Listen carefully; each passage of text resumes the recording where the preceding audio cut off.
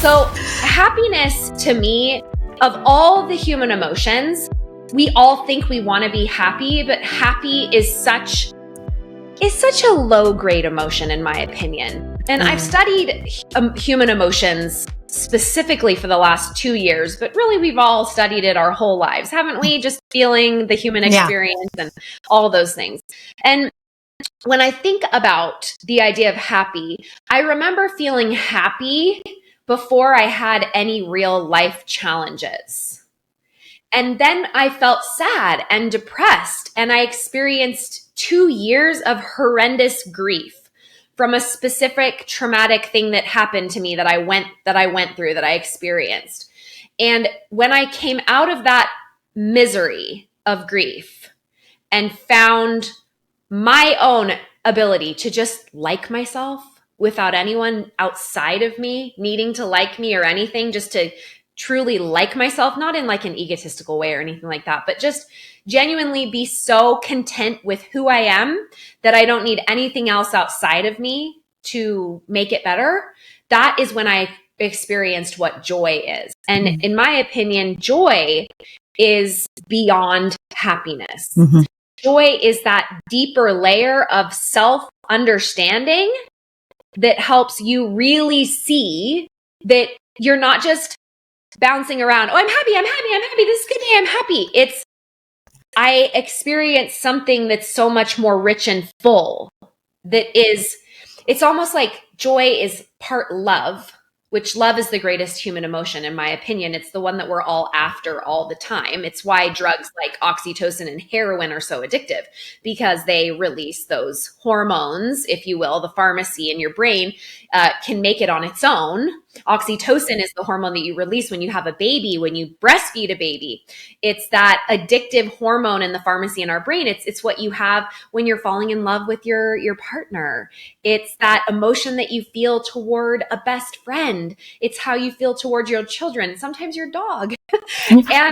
and so joy, I think, is happiness and love combined together. And when you have it, when you find true joy, you are definitely connected to your purpose. And when you're connected to your purpose, that means you're following your passion. And I don't know about you, but my passions change. And so what I'm passionate about 5 years ago is different now. And I think where we find discontent is when we don't listen to those passions, when we don't pursue those passions. Well, don't you find that, I mean, of course, your passions, in my opinion, they should change every couple of years, because you should be evolving. You should be constantly changing as a person. And if you're not really growing.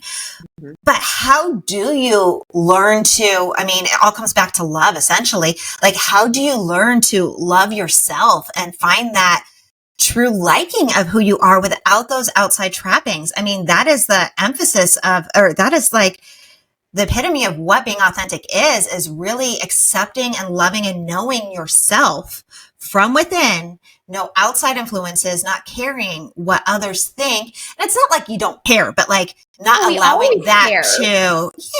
Not allowing that to change your, we're programmed on a DNA level to need people to like us. And people think, oh, I'm not a people pleaser. And I look at them and say, oh, you're not human? Because they're even being human again. The history behind it, hundreds of thousands of years ago, our ancestors, our cave women ancestors, had to be liked enough by other women in the tribe that if their caveman, went out on a hunt and was killed by a tiger or a bear or whatever he was trying to kill to feed the family, if he were to die, she had to be likable enough by the tribe so that her other cave women friends would take her and her 10 kids on and go to her husband and say, hi, caveman Bill, husband. So I know we already have 16 little cave babies ourselves. And, thank you so much for providing for us. But, see my friend Emily over here? Like, she's so wonderful. She's a hard worker. Look at how strong her muscles are. And I know she has 10 kids, but like, I think she would be really fun to have around. Could we take her on? That is where that comes from. So anytime that you're like, oh, why am I a people pleaser? That's why. It was a survival mechanism. It's how we made sure we didn't die, and it's how we made sure our children didn't die. And even though we feel so advanced in our societies now, we still have an archaic prefrontal cortex that our caveman ancestors had, the very same one. It's what separates us from the animals. Our prefrontal cortex thinks about its own thinking. Our lower brain, our animal brain, that's what the dog has, that's asleep on the floor over here in the sun.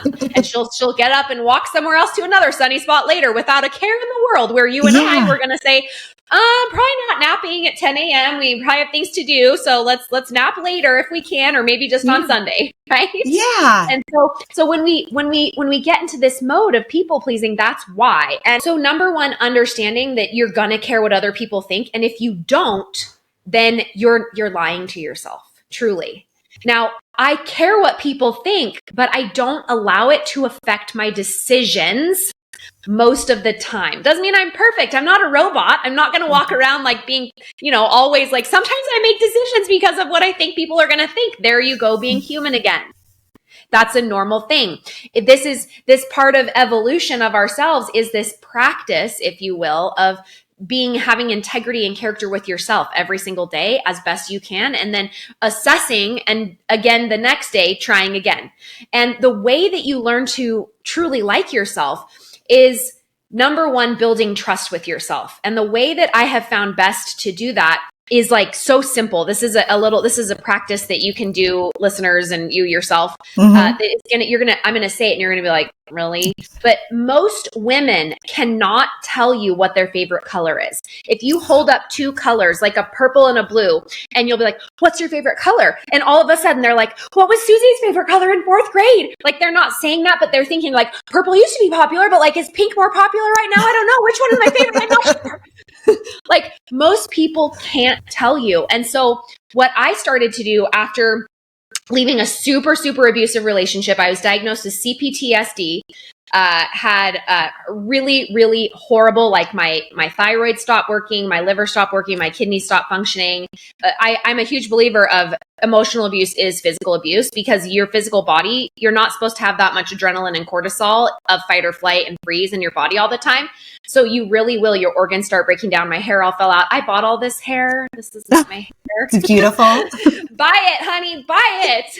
Oh my goodness. So one of the ways that I had trauma therapists and just all sorts of things. I did everything. I was like, I'm open because I can't feel this way forever, And so one of the things that I did when I was going through trauma therapy was a simple exercise of which do I like best. And so I would just play a game with myself. I would say, okay, I would look at, like a pink marker, I have like a pink marker here and a blue one and a purple one. And I would look at them and I would say, what do we like best, Emily? And it was so hard for me to do in the beginning. I would be like, well, what's the coolest color? What's the most popular color? What color is everyone else going to pick? What color should I pick? And so now I look at these and I'm like, hot pink, that's the one that sticks out the best. Hot pink, that's the color I want. I just threw it. But I'd be like, hot pink is my favorite color. And so then what I would do is I would go get my nails done in that color, hot pink. And then I would buy hot pink lipstick. And then I would wear pink socks. Like, it sounds so, but I would just be like, try them all on in all different ways. And then I would say that 2 weeks later, I would go to the nail salon and I would be like, I would go through Pinterest and I'd be like, what nails are sticking out? I wouldn't even ask myself, what do I like the best? I would ask myself the question, what pattern sticks out the most? Which is the most exciting to me? And then I would get my nails done in that color. And everyone would be like, wow, your nails are so crazy. And I'd be like, I know, isn't it so fun? They stick out so much. And so I just, with those little things. And then finally, I decided just get extensions. I had always been really judgmental of like people with extensions. I was like, no, you don't need to buy your hair. Like, you're good just as you are. And then I was like, actually hate my hair how it is. It's all falling out. It looks horrible. I feel horrible. And so I was like, we're just going to get long hair. We're going to see if we like it and we're going to decide for ourselves. And so the biggest thing that I just want to offer to everyone today is start playing this game with yourself of decide for yourself and try it on for size, because you can always decide you don't like it later. You can say, oh, I choose purple. And then you try purple as your favorite color for a couple of weeks. And you're like, actually, purple sucks. I hate purple. Blue, I like blue. Let's go with blue. And just try these things on, because so many women struggle with not even being able to tell you if they like purple or blue better.